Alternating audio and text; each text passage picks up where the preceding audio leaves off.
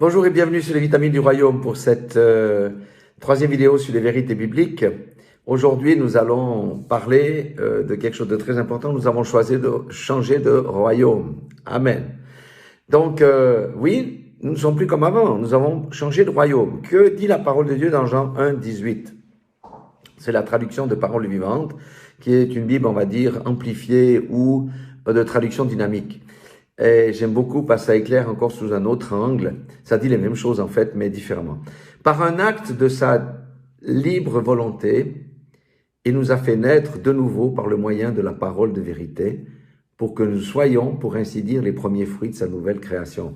Nous savons que c'est la foi vient de ce qu'on entend vient de la parole de Dieu, et la parole libère, la parole de vérité. Pour ceux qui acceptent Christ, vont confesser le Seigneur Jésus-Christ comme Seigneur tout d'abord, et comme Sauveur.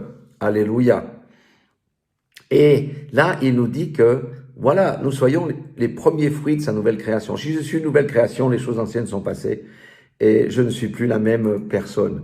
Colossiens 1, 13 dit ceci à propos de Dieu, il dit « Il nous a délivrés du pouvoir des ténèbres et nous a transférés dans l'éternel royaume de son Fils bien-aimé. » Amen. Changement de royaume. Alléluia. Et maintenant, nous allons voir une troisième chose ici dans Romains 6, 4, où il est dit « Par le baptême, nous avons donc été ensevelis avec lui afin de partager sa mort. Tout ce que nous étions autrefois est à présent mort et enterré. » Et pourquoi cela? Vous savez que Christ a été ressuscité d'entre les morts par la puissance glorieuse du Père. Nous aussi avons reçu une vie nouvelle et nous sommes appelés à mener notre existence sur un plan nouveau. Amen. Alléluia. Alléluia. C'est glorieux. Le baptême représente aussi toute chose. C'est la confirmation de notre bonne conscience envers Dieu et devant les témoins, les hommes et les anges, mais là aussi les démons qui nous voient parce que dès que nous sommes baptisés, notre tête est mise à prix. Maintenant, tout ce que je vous ai dit, quand à un moment donné on est transféré d'un royaume dans un autre, c'est le début, c'est pas la finalité, c'est le début de la marche. Alléluia. Et j'aimerais, pour le reste de cette petite vidéo, porter à votre connaissance quelque chose de très très important. C'est la mort et la ressuscitation de Lazare. Dans Jean 11, 44, il est dit, ça c'est après que Jésus eut appelé Lazare du tombeau, Lazare sort. Et voici que le mort apparaît, les pieds et les mains entourés de bandes, le visage couvert d'un suaire. Jésus dit à ceux qui sont là, déliez-le de ces bandes et laissez-le marcher. Amen. Lorsque nous naissons de nouveau, c'est notre esprit qui est régénéré. Mais nous, physiquement, nous n'avons pas changé, notre âme n'a pas changé. Toutes les forteresses de pensée que nous avions dans notre vie n'ont pas été encore changées. C'est une œuvre qui se fait de manière progressive. Quand on est de nouveau, on est nouveau. C'est comme un bébé ne peut pas marcher. C'est la même chose que Lazare. On lui a dit, ôte le linge pour qu'il voie déjà. Et on voit quoi? La vérité de la parole. Ôtez-lui les bandelettes pour qu'il puisse marcher librement et faire, les gestes. Alors, qu'est-ce que sont ces bandelettes quand on est de nouveau? Eh bien, c'est le progrès en progrès. On marche dans la sanctification. Le Seigneur nous nettoie. Il nous nettoie de quoi? De la rébellion par rapport à la parole. C'est des exemples que je donne.